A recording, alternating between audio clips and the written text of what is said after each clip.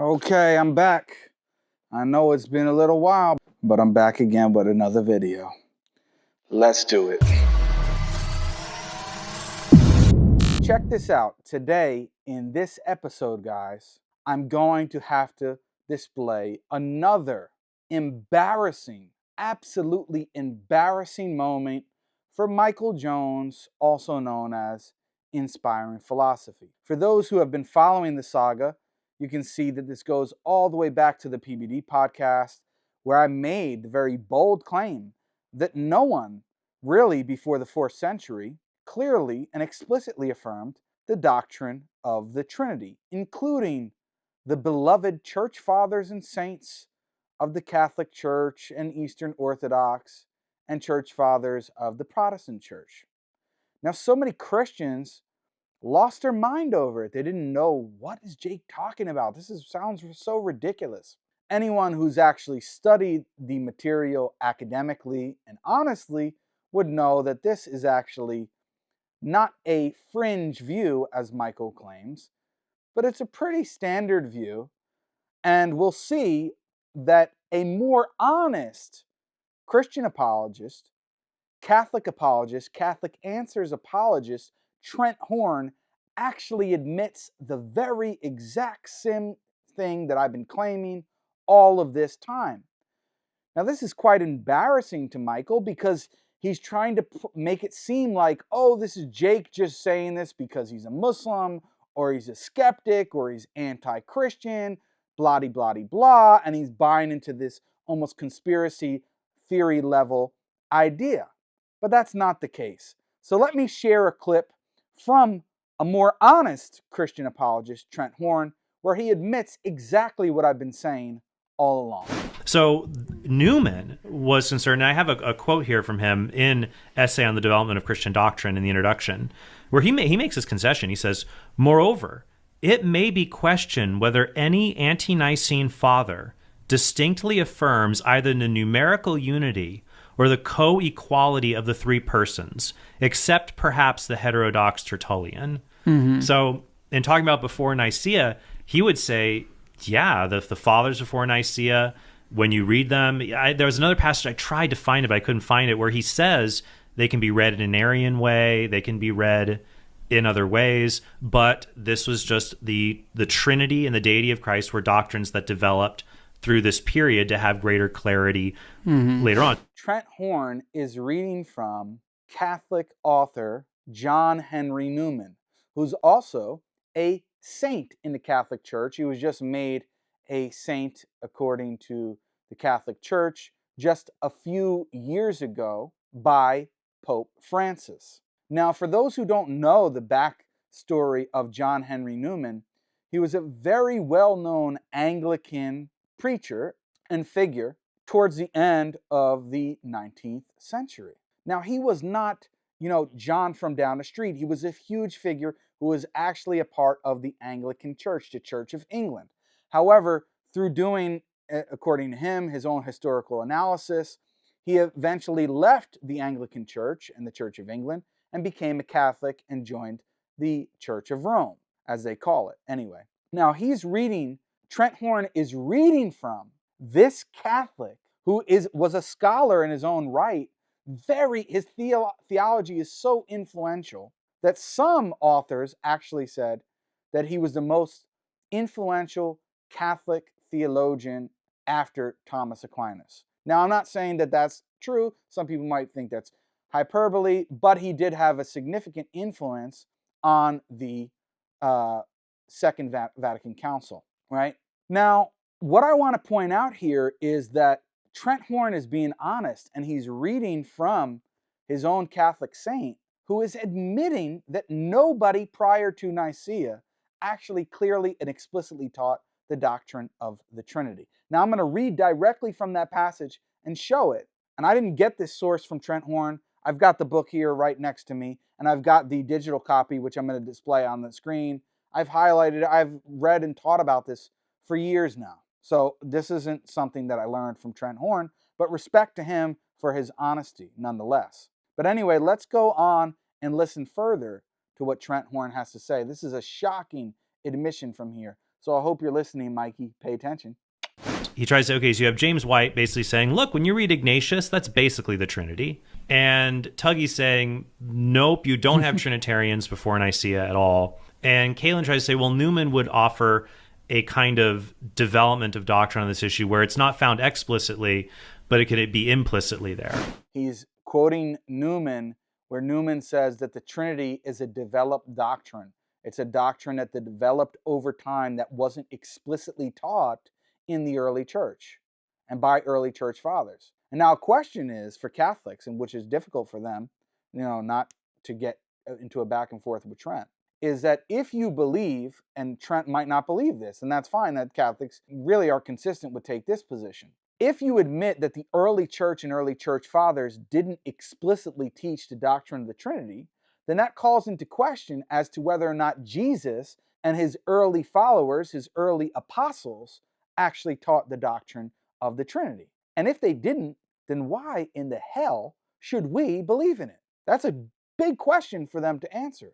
Also, if it wasn't affirmed by the early church and the early church fathers explicitly of them teaching it, then that calls into question as to whether or not the New Testament and the Bible actually teach the doctrine of the Trinity. Because if they do, then why was nobody clearly expressing it for 300 plus years? So anyway, that's an interesting question. But he's admitting that Newman says that the Trinity is a developed doctrine, that it developed over time. I would say I agree with you. There were biblical Unitarians. There were modalists. And I would say I would probably call them more proto-Orthodox, proto-Nicene, in the sense that when you read them, you can read them either way.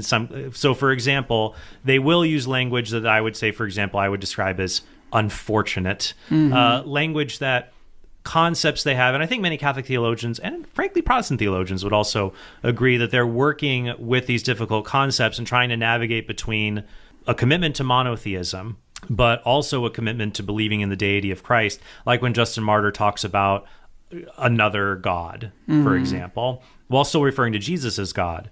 So I would say the Logos, did you say Logos Christology? Even though Logos, or two-stage Logos. Two-stage Logos, yeah. I would find what's interesting there is the fathers that we would consider church fathers all tend to fall within that camp. Yes. Wow. Did you hear that, Mikey? Are you listening? Trent Horn just admitted live here in 4K that the church fathers that they consider church fathers, and he explicitly mentioned Justin Martyr, so of course he has him in mind, and referenced the passage that I frequently bring up of Justin Martyr affirming that Jesus was another God separate and distinct from the Father. Now, Trent Horn quotes that passage and then goes on to say that those that the Catholic Church considers church fathers, Justin Martyr, Irenaeus, Ignatius, all of these individuals and more, prior to the 4th century, they all fall under the category of two-stage Logos theology, Logos theologians. And I've explained this numerous times in the past. What did it mean? That the first stage is that the Logos exists as sort of an attribute within God, okay, and then becomes a person, is begotten, not eternally begotten at a point in time just prior to the moment of creation of the rest of the world, and becomes a person at a moment in time. So he's not a second co-equal, co-eternal person. He's a lesser divinity, becomes a person, at a particular moment in time, and then is a conduit through which God or the Father, the Most High God, creates the rest of the world. Trent Horn, a more honest Christian apologist, explicitly is saying that all of the church fathers prior to Nicaea fall under that camp, which is exactly what I've been saying, Mike. Exactly what I've been saying. So now are you saying that Trent Horn is representing a fringe idea? And why would he do that as a Trinitarian, as a Catholic Trinitarian? Maybe he's just following in the footsteps of his Catholic saint, John Henry Newman.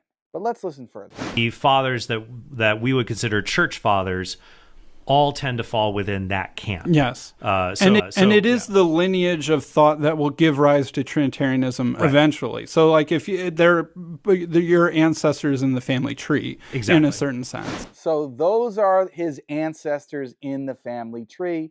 And Trent Horn says exactly.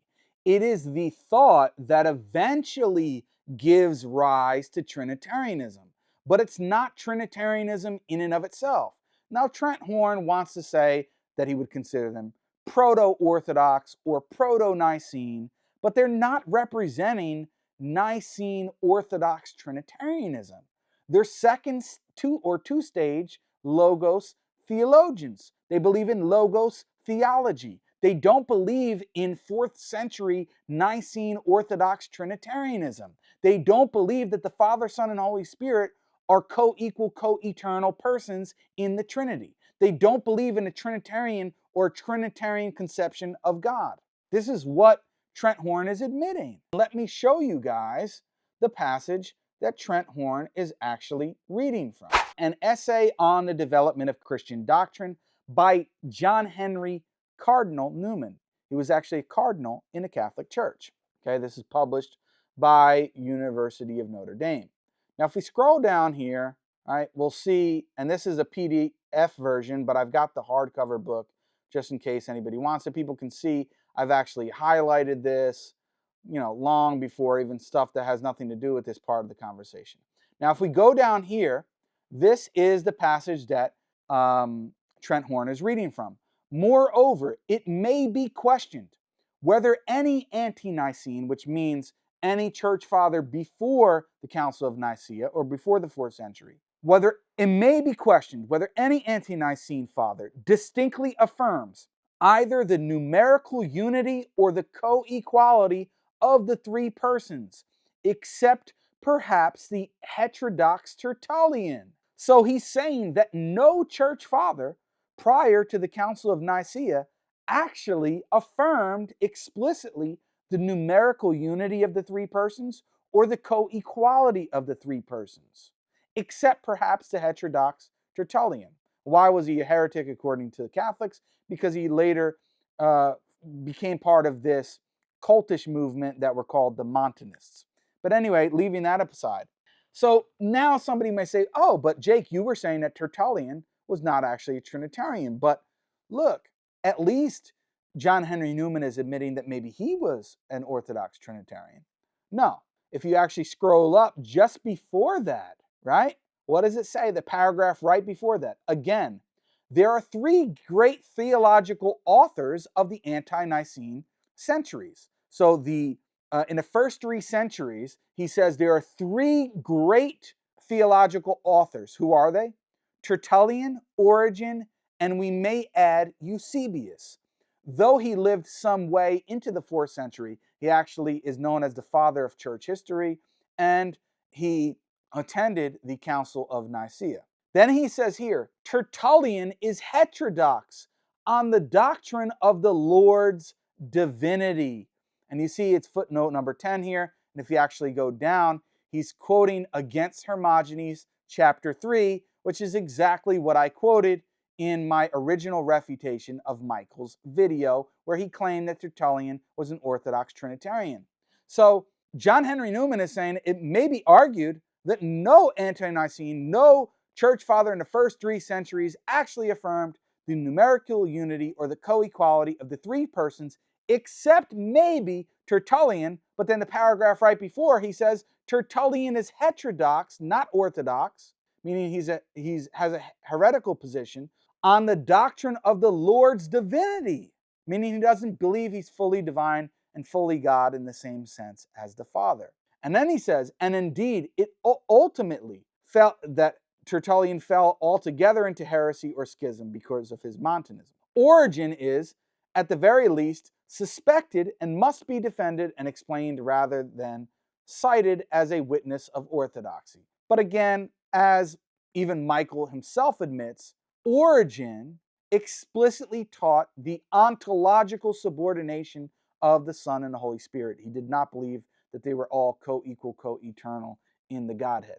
And then he says, and Eusebius was a semi-Arian, which I made an entire video refuting his buddy, Michael's buddy, Sam Shamoun, completely embarrassed him when he was saying, oh, we practically should worship at the feet of Eusebius. He's such a great church father. It was actually an Arian heretic.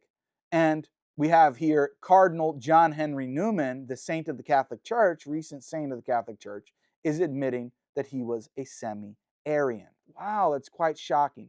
Now let's go on further. Here he says, again, the paragraph right before, Athenagoras, St. Clement, Tertullian, and the two Dionysies would appear to be the only writers whose language is at any time exact and systematic enough to remind us of the Athanasian Creed. Then he says, here, listen to this, if we limit our view of the teaching of the fathers by what they expressly state, meaning what they explicitly write and preached, St. Ignatius may be considered as a patripassian, meaning a modalist. St. Justin Arianizes. So St. Justin seems like an Arian. Wow. So when Jake said that St. Justin Martyr was basically an Arian because he believed that Jesus was divine or God in a certain sense, but a lesser divinity was ontologically subordinate to the Father. He was a separate, distinct, another God. Wow, it's just conspiracy theories, right? But we have right here explicitly John Henry Newman admitting this. Moreover, it may be questioned whether any ante-Nicene father distinctly affirms either the numerical unity or the co-equality of the three persons.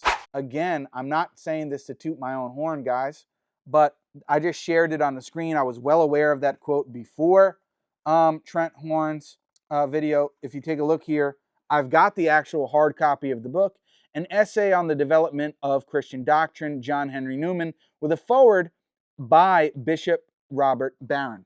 And you can see here that I've got all of this stuff highlighted, right? I mean, I've actually read the text, unlike Michael probably, and his buddy William, who I'll be debating on the subject. So get ready for that. Now, here, moreover, it may be questioned, right? It may be questioned whether any ante-Nicene father distinctly affirms either the numerical unity or the co-equality of the three persons, except the heterodox Tertullian. I'm just showing that because these guys say, I don't read, I don't do my own research. Unfortunately, I don't think maybe they're used to dealing with Muslims that actually do a lot of reading, because maybe there are some that don't, and maybe that may be a legitimate criticism of some.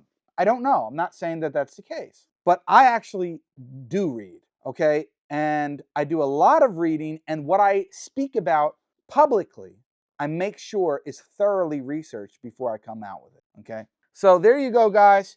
You have a clear refutation of Catholic apologist Trent Horn refuting inspiring philosophy, Michael Jones, on this whole saga and back and forth on the Trinity and whether or not the early church fathers actually taught it. Trent Horn says they did not explicitly teach it, uses John Henry Newman to back up his claim, and says that Catholics don't actually have a problem with the development of doctrine and that the Trinity is a developed doctrine over time. That's exactly what I've been saying. He says that all of the early church fathers that they consider church fathers prior to the 4th century are better understood as two-stage logos theologians. With that being said, Mikey, I request that you actually listen to your dear brother Trent Horn. Stop playing games. Stop with the garbage apologetics. This doesn't completely refute Christianity and Trinitarianism. That's not the point. But be honest with the sources, be honest with the history, and come for an honest debate and dialogue. And stop with this low-level garbage Christian apologetics. That's what I'm calling for. With that being said, guys, I appreciate you all watching. If you enjoyed this video and benefited from it, please consider donating at the GoFundMe link, which is pinned at the top of the description of this video, as well as my other videos. I really do need your support, and I would appreciate it because I'm doing this work full-time now. Also, do your part and consider sharing the video if you enjoyed it, liking and subscribing. If you didn't, give it a thumbs down, unsubscribe. I don't really care. But if you enjoyed the video and actually want to see it reach more people, please consider commenting, liking, subscribing, and sharing this with your friends and family and on your social media platforms, no matter how big or how small. With that being said, guys, until next time, inshallah, I'll see you all again then. Assalamu alaikum wa rahmatullahi wa barakatuh.